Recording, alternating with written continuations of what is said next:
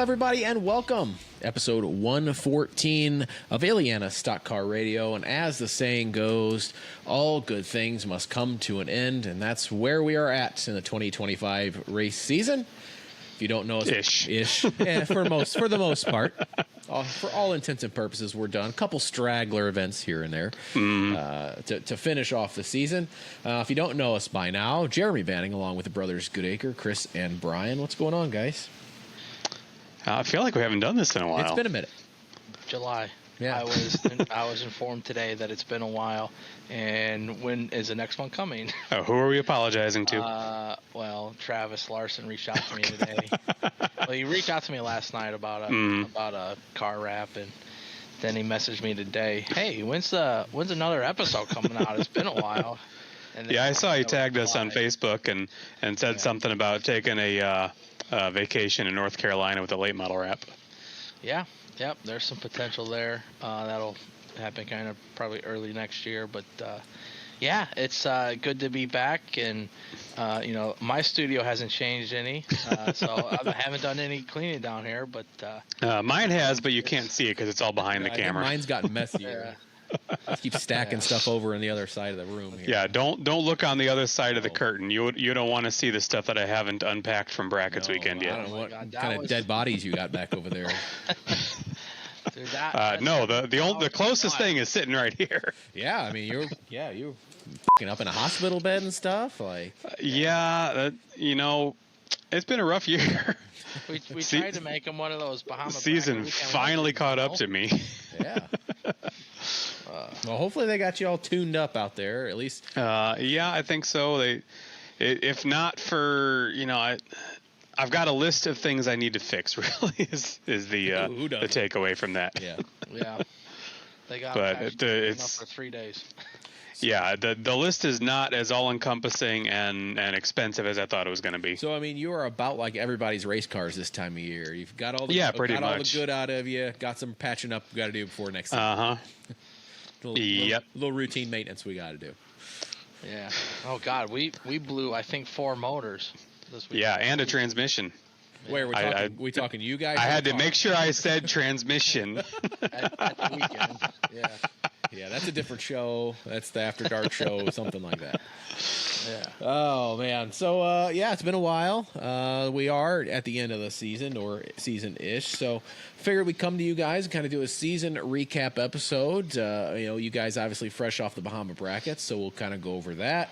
We'll review what we saw this season, shout out our track champions, maybe go over what we thought maybe were the hits and the misses from this season, and see what we can improve on for next season. And then we'll save kind of the best for last. We got some announcements about the future of Illiana Stock Car Radio, since you guys are asking when the next episodes and stuff are coming out.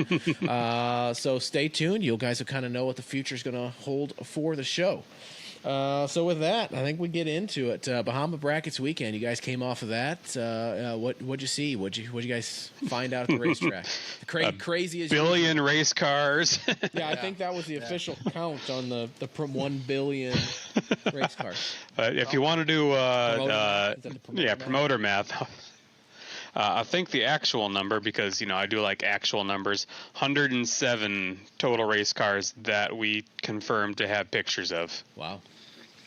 Yeah, we lost a handful. Okay, not really a handful. We lost probably like 3 or 4 Friday night between transmissions and motors, and then we gained quite a few. Late Friday night, early Saturday morning. It just seemed like they never stopped coming into the pits, man. It was awesome to be there all 3 days. Yeah, you learned your lesson last year, didn't you? I have not recommitted to 2026 all 3 days yet, but that's going to be a long discussion with the wife. Well, I think she's okay with it as long as As long as we don't take a hospital trip on the way the first day. Yes. Well, yes. Yeah. She likes to know where I'm at, and so she has my location, and she texts me, expecting me to be on the road to Grundy, and she says, Why are you at the emergency center, at the emergency room? And so I sent a photo of Chris up in the bed, and which later got posted on Facebook. I did. I did scared a lot of people with that. Okay. I didn't. Just to be clear, he confirmed with me that it was okay to post the picture. all the text was what he wrote. Freestyle, yeah, freelanced. Just trying to make him a Bahama. So a lot of people that came up, you had us so scared. Well, Brian did the posting. Yeah, I did put an edit up there, like, he's fine, we're on our way. But, you know, people were worried about him. But, like, a Yeah, much appreciated, by the way. It's, you know, I hate that that's what got a lot of people to say, hey, glad you're doing okay. But at the same time, I am glad there's a lot of people that said, hey, glad you're doing okay. Yeah, a few people care about you. Yeah, one or two, you know. Yeah.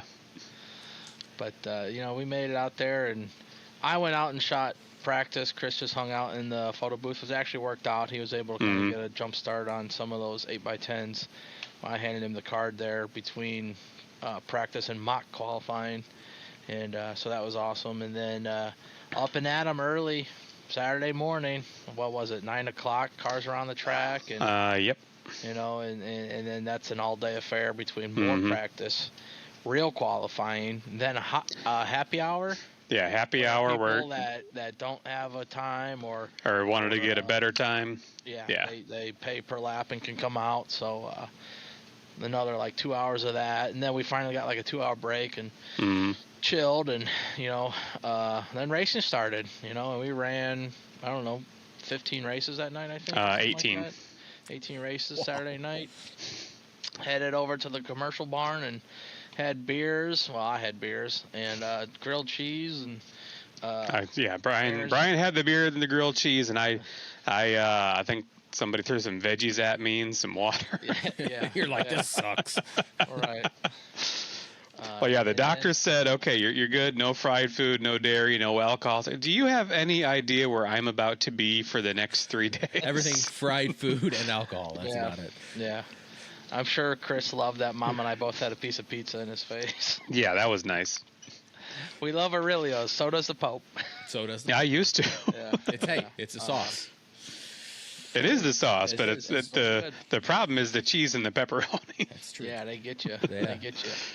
But a little bit of drama post races Saturday night. A couple of us drunkards stumbled out onto the track, and which is whatever. But you know, people are drinking and having a good time. Well, so stumbling onto the track is one thing. The other stuff that happened out there. Yeah. Everybody loves their extracurriculars. Mm-hmm. And what happens at brackets stays at brackets, right? That's right. That's right. Except for what's being spilled in the show right now. No, I mean, it was nothing real serious. It's just, you know, that's brackets, man. It's a good time. It's just kids being kids. I mean, it's adults being kids, but yeah. That's probably the most accurate. Was, I was already in bed, by the way. Yeah. I stumbled out there with them, and you know, I was peer pressured by the great Scotty Gardner. You know, hey, come out there. It's a good time. Like, whatever. You know, we just went out for a track walk or whatever, and a bunch of people were just taking photos in front of the victory lap. Which is something new for us. Yeah, something new for you guys. Yeah, it is. And you know, none of that made the cut, by the way. The cameras had already been put away for the night. Yeah.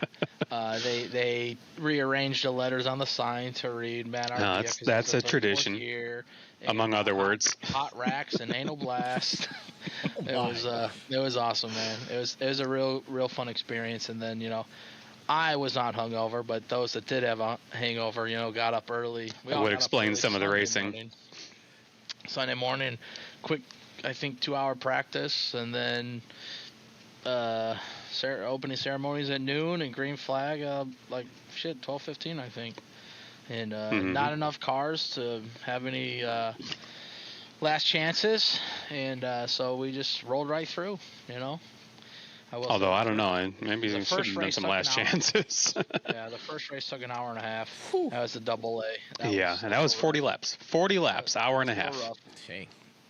But then we buckled down, got our stuff together, and powered through the other 6 races. 5 races. 5 races. You know, and congrats to all the winners over there. I don't even remember them all, truthfully. The good news is I wrote them down. Yeah, let's see. Race Olson picked up his first win. Yep. Bracket. Nick Stremme picked up the A. The hour and a half. Herb Moag picked up the AAA. Alex Treptow, Enduro perennial out there. Picked up and I remember going up to Alex and Victor Land. I said, man, that was the shortest enduro I've ever seen. Let's see. Ben Goebel, also an enduro driver out there, picked up the double B, and Kathy Gardner, of all people, picked up the Fufu win. First time behind a wheel in 12 No, years. she's raced before, but not for a long time. In 12 years. Yeah. You cut me off before I finished my sentence. Oh, okay. Sorry. Typical brother bullshit. Yeah, it happens. Hey, now. Yeah. But yeah, it's a good time. I look forward to next year. We'll see about the 3 days. We're gonna make you do a fourth. You know, out there and pre-prep. Yeah, go out there Thursday night and help park. Thursday, help park. Yeah, he'll be parking cars, Friday. Yeah. Hopefully you guys had a camper or something to stay in out there. Yeah, yep. John Stark was kind enough to find us a camper to borrow again. Nice. Definitely better than driving back and forth 3 days. Oh God, yeah. I don't know. Yeah, after Labor Day weekend, yeah. There's not enough time. No, absolutely. Yeah, that's the thing. Is as late as we were up and as early as we were up, there's that would have been chewed up by drive time.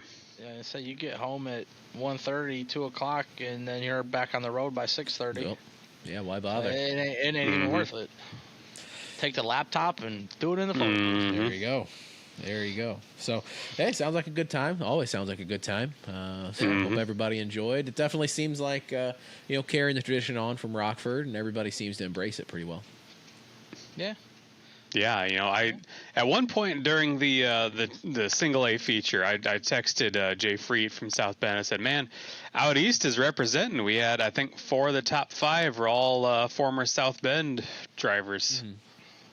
Yeah, like you said, Nick Stremme took the A, so yeah, first name that Nick popped out. Bobby Stremme led for a while. I know Rich Bowl and Jeff Stetler were up there. Dylan, I remember he was in the 2A fight. Yeah, he was in the 2A, and he was doing pretty good. I can't remember where he finished. I feel like he might have had issues, but don't quote me on that because we had guys running out of gas in the double. Yeah. That first race, literally, like 2 or 3 guys pulled off because they ran out of gas. Yeah, and then Derek Davis and Buju, I want to say it was Mark Swan. I think all showed up for the B brackets. Mark Swan. So yeah, good sampler from out east. I know we had. I think the AAA features won by a car from Sycamore. You always got your dirt modified, your asphalt modified, your truck, and then a whole bunch of just all the just hodgepodge, man. Yeah, a smattering of Crown Vics and street stocks and things that are kind of resemble Crown Vics and street stocks. Yeah, if it's got a drivetrain and wheels, you can pretty much race it in this thing. Just about, yeah. Yeah, there you go, man. So, hey, look forward to next year. Hopefully it just keeps on keeping on and growing and being well received. And everybody always hypes it up every year. I think it's probably the most look forward to event, maybe outside of the Bentonhausen around here every year. Yeah, I think so. It's definitely up there. Yeah, for sure. So congratulations to all the winners at the Bahama brackets. So that being said, it's kind of the cap coup de grace on the season, if you will, for 2025. So one thing we want to do right now is take a moment to recognize our track champions from the tracks that we cover. And we all did our homework here, and we all made notes. And First time for everything. Wrote them down, which if you know us, we don't take notes. So we don't write anything down. We don't plan. This must be a big show yeah, for taking notes. Must be a big deal. Yeah. Well, Brian definitely wasn't scribbling stuff down as we were hitting record. Yeah. That 5-second buffer to record, I think he got his last name down. Yeah. So I believe it. Yeah. So we'll start. We're just talking about the Grundy County Speedway, so we want to tip our hat to the track champions out there. Eddie Hoffman won his 400th track championship out there in the late model division. Limited late model, Frank Beltowski. Mid-Ams, Jeremiah Sunko. Street Stocks, Kellen Arnold. The Sixer, Zach Ziegler. Pure Stock, Dan Schmeissing. Super Cups, Rob Bask. And then the Crown Vic was Eddie Legui. Yep, and with all that, they still have one more champion to crown because when this episode gets posted, tomorrow will be the Goblin 250 Enduro. And according to checking points, there's only 3 points between first and second there. So it could be Kevin Mamoli right now is leaving. Matt Rex is down 3. Coley Nolte's down 14. And I didn't do enough homework to see how the points are awarded, but I do know that that's going to be a good race. Just 3 points that's nothing. That's nothing. You know, I wrote down the date for the Enduros, October 18th, still thinking that was about a week away and not realizing that it's this weekend. So No, that's this weekend. Yeah, it's wild. yeah, it's crazy. Yeah, this season has just flown by. The whole year's flown by. Yeah, that too. All right. I mean, wasn't it July like 3 weeks ago? It feels like it at this point. Yeah. And here we are in October. All right. Brian, what do we got for track champions out in dirt world? Okay, our Friday night guys, Kankakee, whose future is also up in the air, with Billy Nippenberg having his business stuff and assets for sale. The property is a fairgrounds that is owned by the fair board, so that is not for sale. But the business, Kankakee County Speedway, and all of its assets are up for grabs at $160,000. Reach out to him if you're interested. I know that's a good chunk of change, but there's that's better than the several million they want for a standalone racetrack. Yeah, true. So there's opportunity there for someone to really turn that place into something even more special. Or it could be someone who has money that ruins everything and runs it into the ground. And let's hope for option A there. Oh, yeah, certainly. Certainly. That took a turn. But anyway, it was a great season out there for Kankakee. I was not there every week, but I ended up being there most weeks. In fact, after they came back from their summer break, I was there every Friday night, which was definitely taxing on my mental, my physical being. My relationship with my wife, my dog, it was tough. But we saw Austin McCarty win in the Pro Late Models. Stephen Brooks won the championship in the Modifieds. Curtis Caldwell won the championship in the Pro Modifieds. Jared Crick won the championship in the Stock Cars. Trevor Bitterling, better known as T-Bills on TikTok, won the Factory Stock Championship. Phil Bloch won the Crown Vic Championship. Cody Clubb captured the Vintage Championship, and Scott Vetter won the 4-cylinder Sport Compacts Championship. And then they awarded Scott Glassford, driver in the one of the number 9s in the Crown Vics, the Lee J. Hall Sportsmanship Award. And that was all. So they're not doing a banquet. They ended up giving the trophies and awards out that last Friday night at their kind of night of features that they had right there on the front stretch. It was pretty neat. It was very hectic, kind of herding cats and trying to do a lot of things at once. But yeah, like, congrats to Billy on his 4 years. Pretty successful, I think, out there. And everything that they've done with the track, it's immaculate, man. It's a great race surface. It's got good support from the pit side with the drivers and the crews. And as we all know, as we've seen him on Facebook with his live videos, he just kind of struggled to fill the stands unless it was a really big show. And that's kind of the unfortunate side of racing, especially on Friday nights, man. People get off work, and the last thing they want to do is go out to the racetrack and make the effort to get there. If they live close and it's something that they do, it is what it is. And get down. Sorry, we have a special guest trying to come on here. Yeah. Hey, he's just happy you're home on the night where you're talking about racing. Yeah, right. But the people that have to, I'm an hour and a half away, man. It was not a very easy task to get done with my route after work and then most times skip a shower, grab my camera bag, and head out just to be there. Yeah, you could shower after the dirt. Right, and then I would come home and go to bed. I put the cards in the computer and go to bed, and then I'd be right on to Shady Hill for Saturday night. It's the, I guess, the psychopath in me that really came out there in August and September. So speaking of Shady Hill, wait, what's that say about my schedule? Yeah, double psychopath. Yeah, you're nuts. You've lost it. But over at Shady Hill, we did not award like season points to our stock cars. We only ran them we only put them on the schedule 4 times. I think with rain we ran them maybe 3 times. But the awards that we did do was Bryce Scheidler won the modifieds. Jacob Kolwick won the Rebel 8 models. Kyron Roundtree won the Bombers. And Riker Scheidler went back-to-back four-banger championships. So it's good for all of them. I know really Kolwick and Scheidler kind of had theirs wrapped up.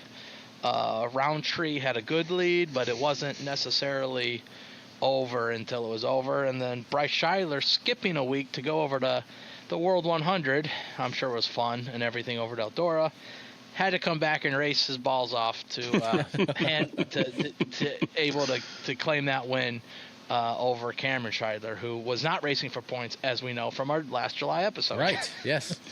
So it ended up being a really, really fun night there. That last night of racing, we did manage to talk Billy and Tammy into doing championship photos over there, so that was cool. Made a sign for them to hold, and of course I got 2 or 3 people that are wanting that sign, so I've got an idea for it, which bring your wallets and checkbooks to the awards. Oh, we're gonna do an auction. Nice. Auction it off. There we go. Oh yeah, I'm gonna have them all sign it, and we're gonna put it up for auction and hide. Man, if only we knew the people that made that, and we could make multiple copies. Well, I got more ideas. Don't worry.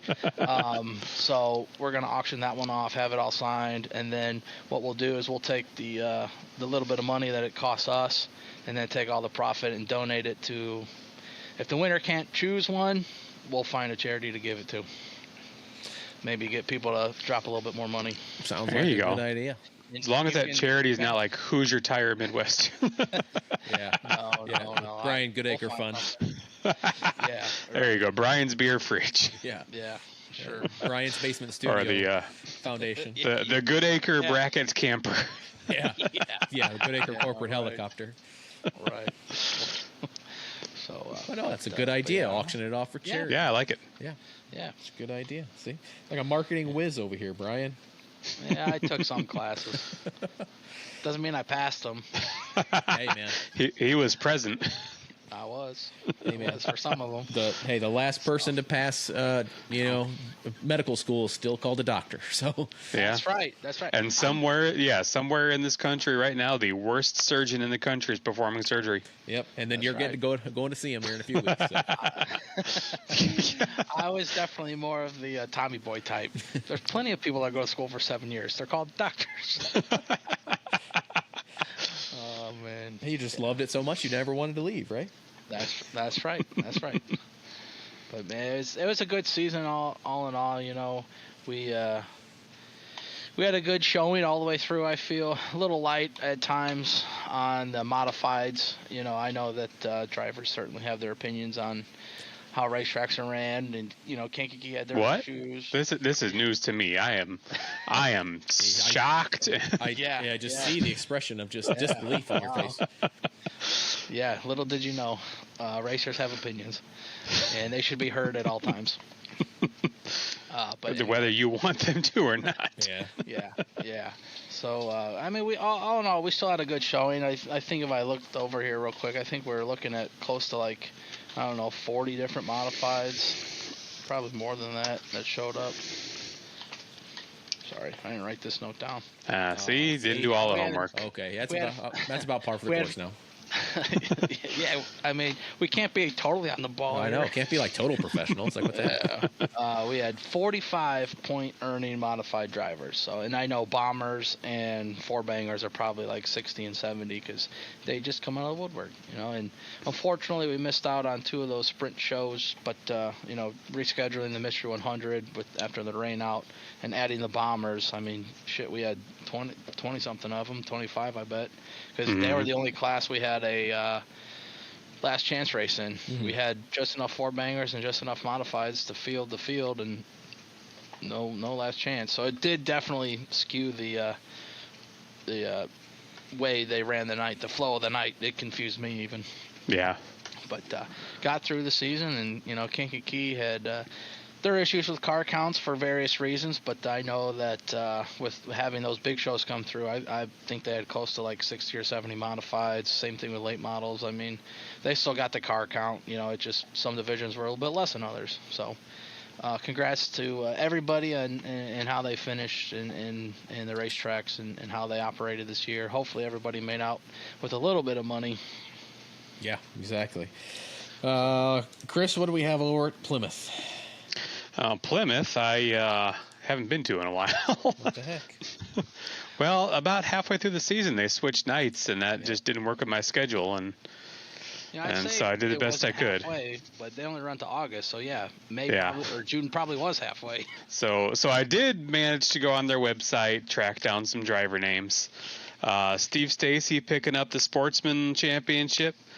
Nick Stremme, Bahama Brackets winner, and now famous across 2 states. He picked up the Street Stock Championship.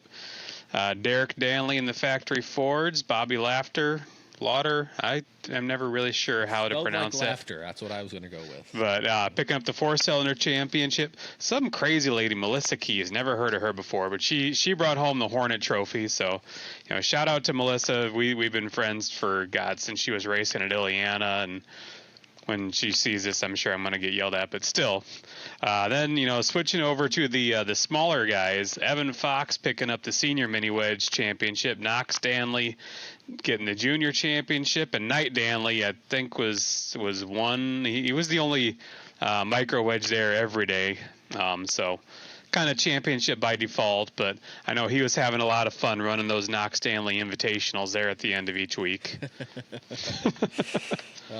So congratulations to all them. And the one thing I love about Plymouth is they've already got next year's schedule. Yes, I released. noticed that. They already got that going and announced another. God, I wish I could get that across the board. Yeah, that'd be great. But the biggest news coming out of that camp is the zombified remains of South Bend Motor Speedway going to have a night of destruction here in a couple weeks. Yeah, I saw them announce that. I think everybody's over that way is excited for that. Yeah, I wish I could be there for the. I'm not a huge proponent of the Nights of Destruction. Just kind of bad aftertaste of shooting too many at Illiana, but it'd be nice if I wasn't going to be 2 states the other direction. Yeah, well, you have that. Yeah. So if you're able to get to that, definitely get to that. Anytime you can put a car on the track at South Bend is worth going to see. Yeah, for sure. So that was our track champions, the tracks that we typically cover. I want to congratulate everybody for a great year, hard-fought battles. Definitely a lot of great racing, a lot of great laps this year. So congratulations to everybody there. Now, one thing that I kind of came up with that I figured would be good to do. Obviously, we're all about the #OnePositive and giving everybody's positive experiences at the racetrack. And it doesn't have to be anything super negative, but want to kind of go through and give our hits and misses of the year. What we saw at the racetrack or experienced. Things that hit with us that maybe resonated, that we liked. As fans or as those that are involved with the community, and then the misses. Things that still need a little work, still need a little tweaking, or maybe just didn't sit very well. So we'd encourage you, obviously, in social media, politely and tactfully. We're about to get all controversial. I know. Share that opinion. Yeah, I mean, get your hits and misses. Obviously, constructive criticism, or constructive things, or just further, positive reinforcement for things that you've seen. Whether it's renovations at a racetrack, or improvements with concessions or car counts. Or, just remember our go-to line here. If you're complaining about the line in the concession stand, fill out an application. Yeah, that's it. And remember our creed, #OnePositive. We want everything to be positive. Even criticism can be taken and made in a positive light. So if you're going to do that, please do it positive. If you get crappy, I'll just delete the comment. Like, it's as simple as that. I'm not going to mess with it, and we're not going to stir up a whole bunch of controversy. We don't want to do that. So if you get just to be a raging asshole, then we'll just delete the comment. So, racing's a team sport. We all gotta, yeah. And it's, push for teamwork. The rising tide lifts all ships. Other sorted sayings like that. It's all run by humans. Nobody here is perfect. So Yeah. We all got to row the boat in the same direction. Yeah, exactly. There you go. Row your boat. There you go. So let's start with our hits. What did you guys see that hit with you? Was a hit? Was a home run? Can it be a good positive thing that I absolutely hated? Yeah, sure. Why not? Okay. So, and this is going to get some controversy, but this is my opinion, and I totally support the tracks that do this and their need to do it. It's not my particular flavor of things. Is monster trucks, Knights of Destruction, bus racing, etc. It's not my preferred flavor, but it puts butts in the seats. Yeah, that's what it's about. I mean, obviously, I would figure the three of us are more purists. We like the racing form of things, but you can't argue with it puts the butts in the seats.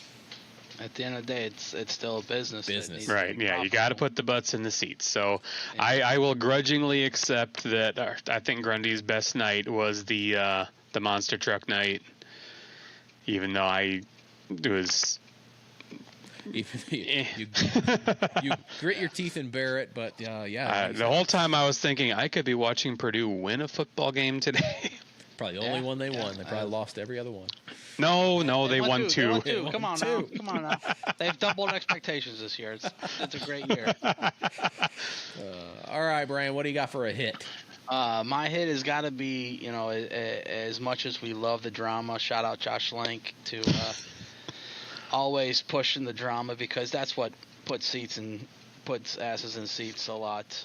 That and monster trucks. Monster trucks, sure. And wreckage shit is the drama, and we get it at Shady Hill. But aside from all of that, I have seen so much camaraderie between race teams, that, hey, I need this, hey, I need that. And I think that's always kind of gone on. Mm-hmm. It's just a matter of me being someone that hasn't really seen it, but I see a lot more camaraderie of I need this piece or I need that piece, and someone's willing to help someone else out, friends in the pits, foes on the track sort of situation. And I think that's a big proponent to growing the sport is that family, that camaraderie, that helping each other out, lending a hand, just like Friday night, Saturday morning at brackets, the number of people that swapped out Christy's motor and just, literally overnight.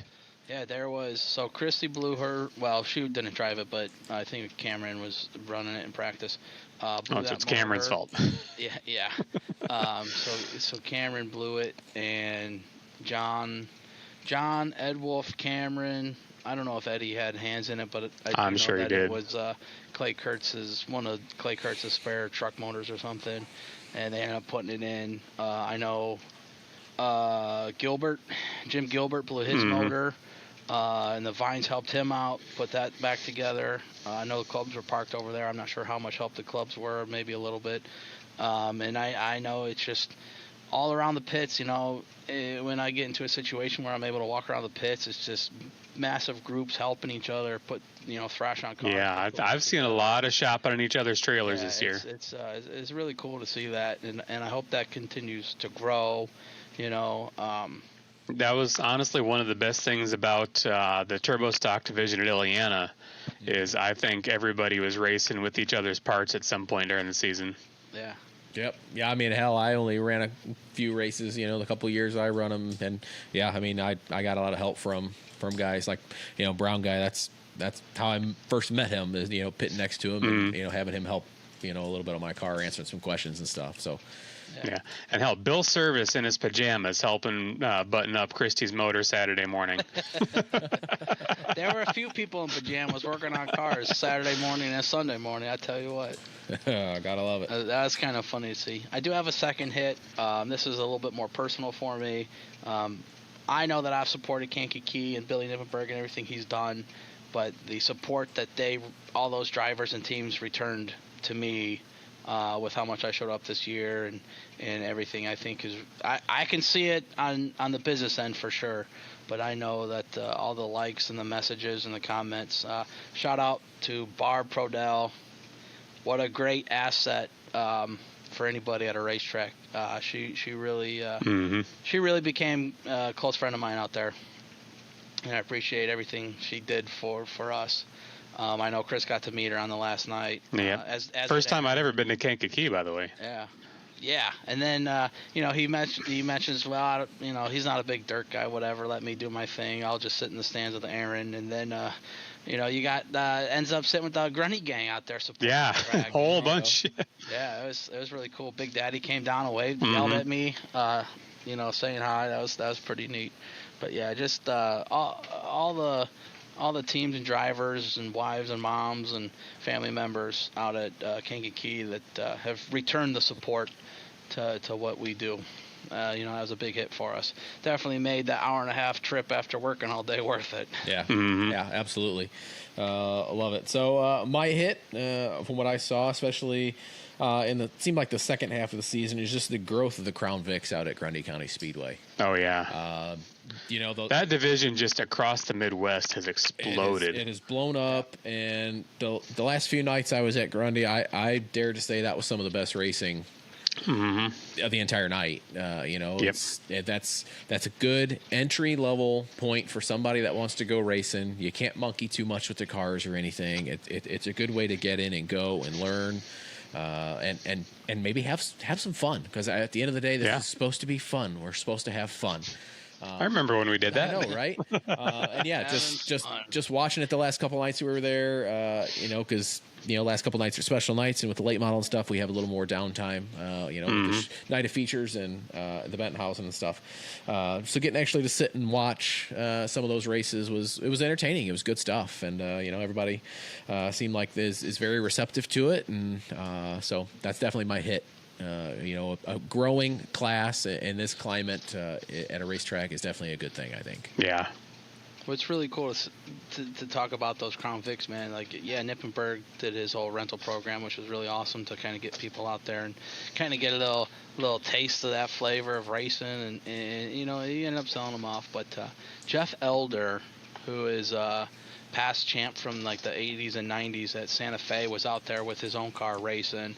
And then Eddie Legui, kind of passed on the Mid-Am stuff because it was just too expensive. Is back in a Crown Vic racing weekly. To see some of these older guys coming out and having fun again. They're competitive, they're winning. They're not just going out for a Sunday drive or whatever. I mean, they're competing, they're having a good time. Yeah, and compare that with guys like Jaden Gonzalez, I think the kid's name is. He's like in high school. He's just cutting his teeth. He's learning. Yeah. Race Olson, 14 years old. Yeah. Hopped into street stock and won the AA. Yeah. I don't know that he could have pulled that off without some guys braking, but sometimes it pays to be in the right place at the right time. And he definitely had the car, certainly. That was which Olson does that street stock? Jim Olson drives it normally. That, but the Olson crowd doesn't make bad race cars. Yeah. So that was definitely a good car, and I would say without people braking and getting into each other, he probably still could have done top 5. Yeah. But with Gerke braking and him getting his spot back be up front, he was definitely in the right spot, right time, and he's a good enough driver. It appears that he was able to handle that. Yeah. And one of the things that we've been harping on for it feels like ever, is you can take those Crown Vics and race them anywhere. Yeah. Yep. We've had the same car race Sycamore, Grundy, Plymouth, and Mike Skolowski. It's one of those Eastern European. Yeah, the purple and white 33. Yep. He's the Legners. I know. I think Jerry Legner has won at 3 different tracks in that same car. How many Legners are there? 14. There's Tom, Jerry, Gavin, Zach, Brian, Austin. That's 6 that I know of. Yeah, there's a lot. That's talk about racing family. Yeah, that's it. If there ever was one, that's for sure. So great to see a class like that thriving, and you can go race it anywhere. Another entry point into the sport we all love so much. Now the misses. So what maybe did not pass? I believe Kelsey is Brian's missus. I do not have a missus. Got a point. And then so what for you guys maybe did not pass the eye test this year? honestly, and I've had this talk with several promoters, a lot of drivers, a lot of fans. I don't think there's any one thing anybody really did wrong, because everybody really had the exact same complaint everywhere I went. Shady Hill, I think might have done it best, but Plymouth, Kankakee, Grundy, I think everybody was worried about car counts and fan turnout. So I think really the biggest miss there, and I don't even want to say one thing. It just kind of really, I'm guessing, the economy in general. It was hard to afford to race. It was hard to afford to go watch a race. Plymouth, it didn't really work out for us all that well, but made a strategic decision switching nights rather than trying to split the car count and fan base with New Paris and I think New Paris is their biggest and closest competitor. Switching to Friday so they're not both running on Saturday. And I don't know, I obviously couldn't go out there on Friday. I'm not sure how well it worked out for them. Hopefully it worked out well enough that we can carry on and keep racing. But yeah, I think it was hard for everybody to get out to a racetrack this year. And, certain parking situations out west might not have been favorable either. But that was on the monster truck people. Yes. Yeah. Yes. All right, Brian, what do you got for a potential miss this year? Truthfully, I think the big miss this year was the Facebook drama brought on by streaming services and big late model shows. It's and when you feed into that, and you're probably gonna lose sleep at night, because what you get is, okay, Kankakee had a full grandstand. They're running 5 divisions on summer National Hell Tour night, and it is a full ass grandstand, and somebody on the radio from above Billy says, you gotta rework this track, and my God, we're just trying to get these races done so people will go home, and it became a late night, and then that turned into all these complaints the next morning. Fast forward to Shady Hills Hell Tour show. We're just happy to get the thing in for the first time in 3 years, and the track is smooth, but it's rubbered up by the second heat race, and everyone's bitching because it's a 1-lane train, and when you don't pill draw, when you qualify, you put all the fast guys up front, which could be a very good race. So when these fast guys have good equipment, know what they're doing, and one thing I don't think a lot of people kind of really take into account with Shady Hill is how tight coming out of those turns are. How many times have you been at Shady Hill shooting and people climb that back wall because they're a little bit too high?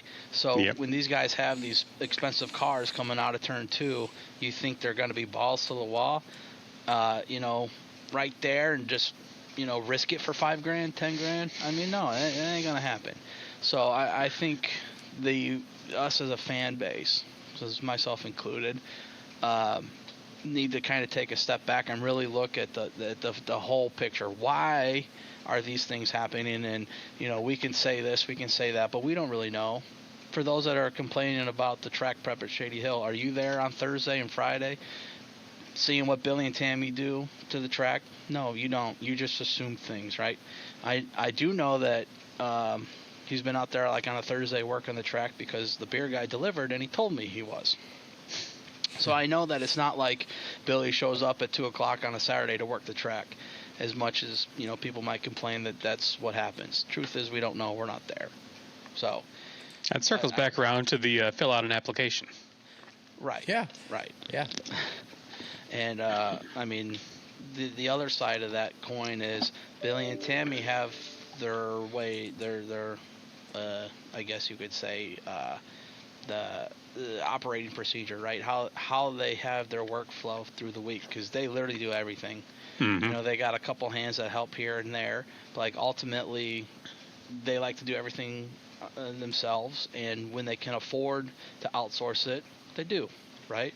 And I think a big part of that track prep issue and the dusty issue on the track surface, I think, is the soil itself.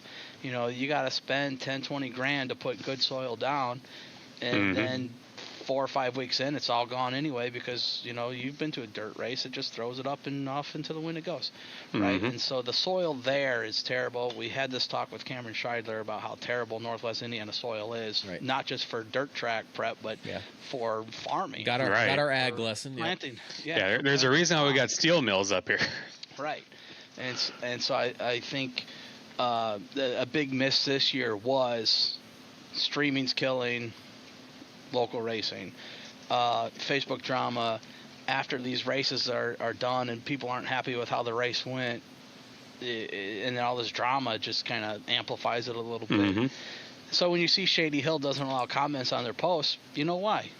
You know, they hear it, they see it, because fast forward to the end of the season, somebody had posted about, if you dog the track on Facebook, we're not going to let you in. And there was a gentleman who'd been there a lot, but he also has complained a lot about the track, and he was turned away. He was not allowed in at the racetrack from what he had posted on Facebook. And I applaud Billy and Tammy for putting their foot down, saying enough's enough. But I mean, ultimately it's a business, right? And so if you're not going to get better, eventually you're going to have to fold up shop. But I can tell you this, whatever Billy and Tammy are doing is working. They got, as much as people complain about this or that, they got good hot dogs, good cheeseburgers, cold beer, and they fill those damn stands every Saturday night.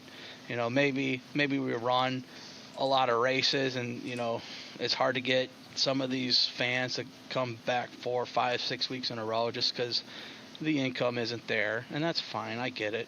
But these big events, these bigger weekends, you know, 4th of July, Mystery 100, man, they do a great job of filling the stands. And most weekly shows are at least half full. You know? So as much as it can be a miss, props to Billy and Tammy. Right. You know, and kind of same thing with Kankakee.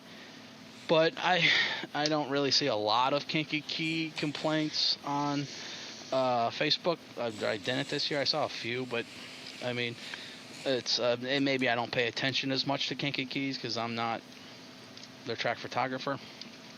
But I know Nippenberg did a great job of just continue putting in effort and giving a good track to the racers. I think at the end of the day, his issue will always be the Friday night crowd. It's tough to get them out. So, all good stuff, all good points. I think my miss this year, and I'll have a specific example, but I wonder if some of these tracks, maybe we have too many divisions.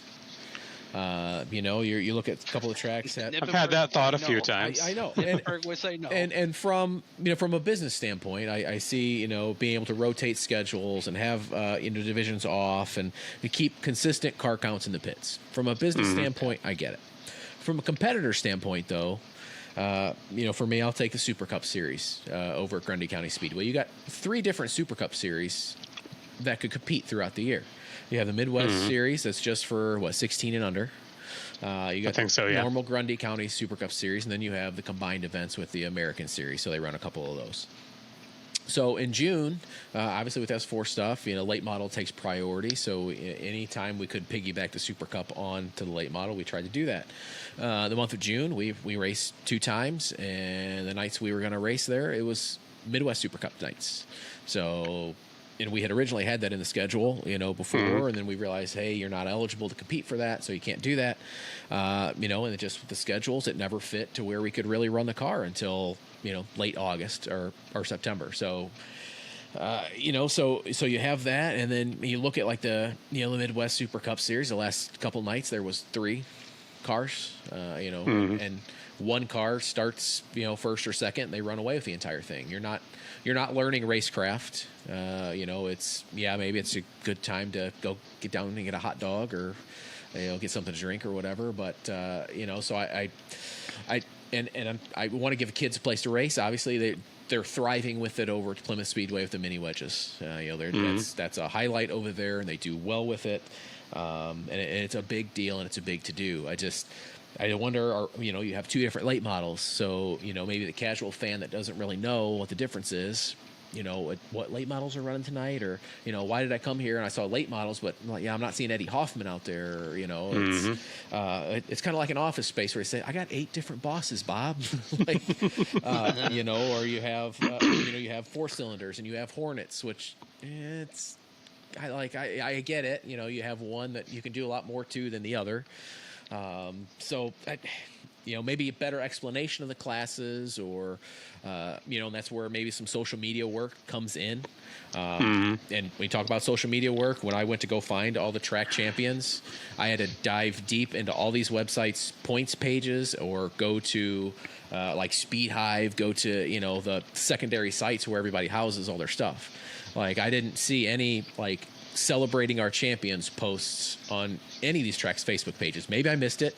Maybe the way my social media stuff filters did not show it when I went to the individual track pages. But maybe take, next year, maybe take your track champion in there and, do something with them on opening night and say, hey, what is this division? Tell me about this division.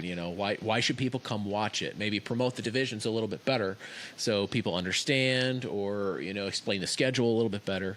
So just from it's probably frustration from a competitor standpoint, because I didn't get to race as much as I wanted to, just because, you have 3 different segments of our division of course, drama and infighting within, never at a racetrack, right? I still have never witnessed that. Yeah, never. So a lot of things go into it, but yeah, there's a lot of options, which is great. Options are great, but at some point do get too many, or are they just not presented in a fashion that gives everybody a good knowledge to know what they're going to go see, or compete. What I'm hearing is gear oil coming out of Brian's head right now. So that to me, I mean, we're also used to the Illiana 5 divisions or whatever. 5 divisions was a stretch, but I'm gonna say when I was a kid there were 3. Yeah. So yeah. Just a lot of options, and options are great, but it's and off nights, from a super late model standpoint for us, not having to worry about, having a race for 3 weeks, that it's not necessarily a bad thing, but at the same time, there's a lot. That's a long list of track champions and divisions and stuff, which, so yeah, maybe just a little more promotion, a little more, behind the scenes, explaining what everything is. I don't know, but to me that just seemed like maybe a miss. Seemed like we could do something a little bit better there. I know Nippenberg will always fight for. You need divisions, Yeah. And it doesn't. And there should be a point of better explanation. The first time I went to Shady Hill, I was wondering why there were so many street stocks. Like, wow, that's awesome. And then all of a sudden they were running 2 features, and I'm just like, what is that? That is the weirdest thing. Yep, I had the same thing with South Bend and the Hornets and the front wheel drives. Yeah. Yeah. Which got compounded this year when they switched from front wheel drive to 4 cylinders, which I think was a combination of the front wheel drives and the old mini stock class. And then they started running Fridays, and I not stopped caring, but it no longer became an issue. So let's just go to this. How about we say we need some better execution of the multiple divisions? Yeah. Yeah. Nippenberg was good with, okay, we got 7 divisions, or we got 8 divisions. We're going to run 7 every night. And they kind of rotated, a couple of them. And then obviously for the big shows, they kind of left it for big shows. And I know with Shady Hill, like, we're just, we got 4 divisions, and that's that. And we'll run a little bit here, a little bit there. We'll give a couple nights off to these guys. And I think the biggest thing right now is just the expense of getting to the track. Yeah. Yep. And as far as business-wise from a racetrack standpoint, you got 2 classes that are always 25, 30 cars. They got to run every week, period. Yep. Yeah, I've heard several people say that same thing about Plymouth. And when you've got, and prime example is the pro late models over at Kankakee. $1,200 to win night, they got 25 of them. A regular night where it's like $750 or whatever, 1,000, I don't know what it was, truthfully. I think $750. You got like 14, and like 14 is still a good number. We're counting Rebel late models, which is a totally. I mean, I think Shady Hill kind of shot themselves in the foot a little bit. But I mean, keep pushing the class, keep growing the class. Don't don't give up now, right? Because we can consistently draw like 8 that I think could be there every week. And then, you get if you get them all there at once, I mean, shit, that's 20 late models. Yeah. The problem is getting them all there at once. Right. And, crate guys can come run with, but talking to some of the crate guys from Kankakee, they just they can't get down the straight like someone who is open motor. So, and it's not really true open. It's just the steel block 23 degree, sort of situation. Which obviously those Rebel late model motors aren't going to compete against the Fagers and the Herbs and the Pierces of the world, but they're able to race with them. So, Colwick can go race whatever super national or super late model nationally tour. He can go try a shot with those guys if he thinks he has one. But you got a crate, you're not going to go race those shows because you're not going to make it. Right. And I know a couple of shows this year they went. 2 or 3 of those Rebel late model motors went, and it was cool to see them. I think Lofgren actually made the LaSalle feature, which is cool. But I think the amount of classes is good because you want options for people to get into the sport, people to move up through the sport. But I think there's got to be, from a racer standpoint, why am I going to build a car for 2 shows? Mm-hmm. That doesn't make sense. Right. So that would be, you need to open this up to either this class races more so that it makes sense for people to build, or you just drop this class and you tell everyone go into this class instead because it's still affordable. This is going to focus on kids' situation, and if you want to get into racing or you want a low budget race, you go this route as opposed to that route. So there's definitely a lot of give and take. Ultimately, really in everything. Yeah. But I don't know that class count is a detriment necessarily. No, and from a business standpoint, it absolutely makes sense. Right. Make sure, but like you said, it's the execution of it at times maybe could be. Right. Oh yeah, 100%. It's like Grundy this year was debating what the future of the street stock class is going to be, and I hate to see any division not exist anymore, especially a street stock that's one of your core divisions. Right. But they're basically mid-ams, so at this point they are kind of basically mid-ams. I did not attend the meeting, so I don't know what the decision was. I think I heard that they're going to carry on with the street stock class, just maybe a little more limited schedule next year. I think you cut it down the middle, say no more street stocks because you're basically mid-ams, and you move up to the mid-ams, or sell that and then go run Crown Vics, because I think Crown Vics is going to be a new street stock. That is pretty much where everybody has gone. It's if there's a lot that moved up to mid-ams, and there's Eddie Legui, Chad Bayou all moved down to Crown Vics. Yeah. So I think that would be the miss turn into opportunity. Yep, and that's kind of we got too many classes. While we're getting 10 cars here that are basically that class. It's like the damn Millenniums. We're gonna run 5 at the back of the plate model. That's exactly it. Just cut it, put them together, or go. You can move up or go down. We're not gonna run this class because it doesn't make sense anymore. And it is also okay to take a night off. Yeah. Unless there's 35 of you in the pits, and we need all 35 of you every week. Yeah, exactly. Keep paying the bills, baby. Exactly. So, so those are our hits and misses. Don't add us. We got opinions just like everybody. Add Jeremy. We got opinions just like everybody else. You can add me. Find me on Twitter. Yeah. Find me on TikTok. Yeah. I'll be on Josh Lank's TikTok. Oh God. Later. Yep. Message me on MySpace. It'll be fine. With all that being said, now that we got all that out of the way, I'll talk about the future of the show. Brian gets asked all the time, when's the next episode coming out? Oh my God, it's really awesome. I tell you what, to hear how many people are asking when the next episode is going to be, because that means people are actually listening, which means I can't be a clown.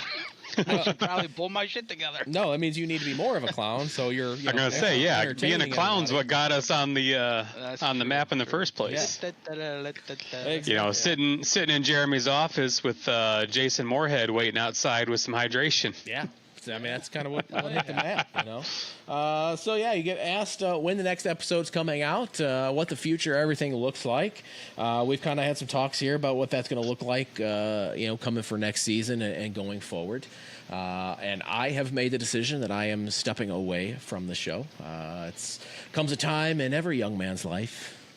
No, it's just. Unfortunately, you know, with our schedules and everything, this is always kind of the first thing to get cut. And that's people want to see the show. People, you know, like it. We have a niche following. It's a small niche following, but you know, it's still appreciated nonetheless. And you know, as the person that runs the show and coordinates everything, you know, gets everything set up for the recording and posts all that stuff. You know, it does. It kind of falls on my schedule to get everything done, and just you know, as we do other things here, and life kind of happens. That's why we haven't had an episode since July. You know, these two have been at the racetrack doing their thing, and we've been off doing our thing, and now you know we've had some issues with our dogs and stuff over the summer, and you know, just things compound, things pile up, and here we are in October. You know, recapping half of a season that you know we could have probably been talking about or interviewing and things. So this is always usually my first thing to kind of get cut, and it's not really fair to anybody. And also I'm not as plugged in at the racetrack as I used to be. I'm not there as much. We got other things that we do, and it's just time. You know, we've been doing this for I think 8 or 9 seasons now. Oh God, 114. I think when I put this, I was okay with the number of episodes. Don't tell me how many years we've been doing this. I think it's spread out over like 8 or 9 seasons now at 114 episodes. So I think 2017 was the first. Yeah, that's what I think too. That's what I was thinking too. So we've been doing this for a while, and you know, it's been fun. I've you know, enjoyed doing it. Now this is not a never say never kind of thing. I may pop in every now and then. I think we've already talked. Oh, we're not giving you a choice. Yeah, you know, I think we've already talked about still maybe you know, doing the memorabilia show and a couple other things. But I am handing the keys to the car off to these two, so it'll look a little different, maybe pre-presented a little bit different. You know, these guys got some great ideas, and they got people that. What? Okay, Brian's got good ideas and they have things he wants to do. I've got sarcastic commentary. Yeah, I mean, yeah, perfect. Yeah, that's all we need. That's all we need going forward. So yeah, that's what will be happening. I'm going to transfer everything over to these two. We'll get them set up, and then yeah, it will go on in their capable hands, and I'll be around if needed, or if I need to come in to be a smart ass too, or you know, whatever.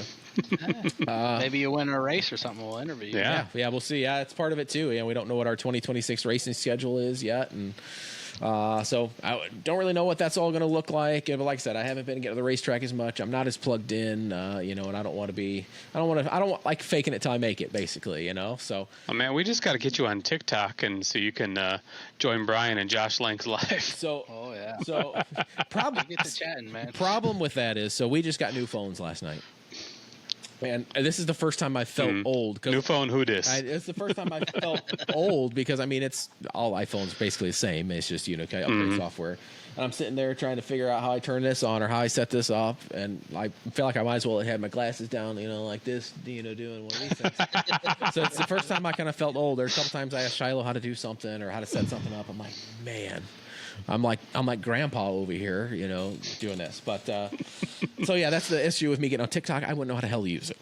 So so yeah, that's it. So that is the announcement for the future of the show. I will be stepping away from full-time duties on the show and leaving it to these two. But look forward to seeing what they can do and popping in unwanted every now and then. And but yeah, definitely love to see where you guys take the show going forward.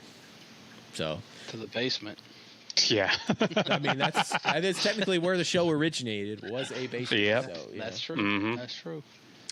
So yeah, that is our announcement, and that is our 2025 recap show. Anything else from you guys before we sign off one final time? Well, the future's an open book, and we certainly look forward to writing our own story, man. It's It's an exciting time, I think, for us as a photography and design company. Kind of At this point, we're just like multimedia. Yeah, you're media at this point. Media mogul, sports media mogul. Can we use the word conglomerate yet? No, we're no. not. We're not a rock. Or I guess conglomerate would be business. What was the rock? Conglomerous rock, where it's all patched together. What are you talking Science. about? Science. We've lost him. We've lost him. Yeah, we've lost him. Circle back to your marketing class. You paid more attention in that. I don't think I did. Look forward to seeing what you guys do with it, and I'll be around. I'll be watching, and I'll be around if you guys need. I was going to say, I would expect at least for the first couple hundred episodes. How do we do this again? Yeah, right. Yeah. Hey, if I can if I can figure out and teach myself how to do it, you guys are much smarter with technology and these Adobe programs and stuff than I am. So I have no doubts you guys can figure it out. I say we'll see how I am glad you think so. Difficulties we have. Hey, what? That'll be the one thing that this certainly won't change. Yes. Yeah, episode 115, technical difficulties. Yes. Yeah. Yes. Yeah. Is this thing on? That's your title of 115. That's it. Yeah. So that is it, man. We hope everybody had a good time this season with us, and you found your way to the racetrack at least once or twice. Again, congratulations to all our track champions, and congratulations to all of our local racetracks for a good, successful year. Really enjoyed seeing what everybody has done this year, and definitely look forward to seeing what everybody has coming up in the future. For Chris and Brian Goodacre, I am Jeremy Banning signing off full time one last time. Hope everybody keeps going fast, turning left, and we will see you guys at the racetrack.